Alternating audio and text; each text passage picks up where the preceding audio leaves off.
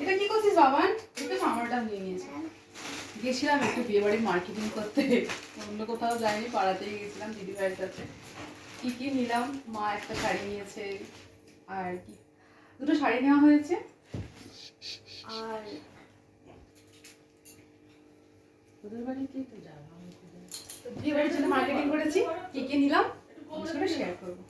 দেখছো ছেলেটা আমার এটা নিয়ে এসে আর এখানে রেখে দিয়েছে। আর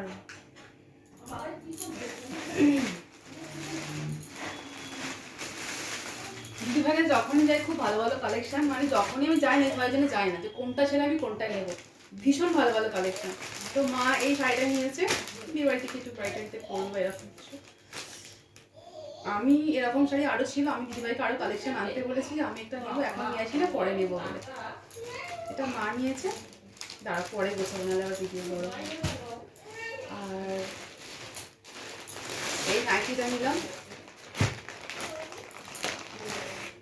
নাইটিগুলো ভীষণ ভালো বলেছে দিদিভাইয়ের কাছে, খুবই ভালো এসেছে। এই নাইটিটা নিয়েছি,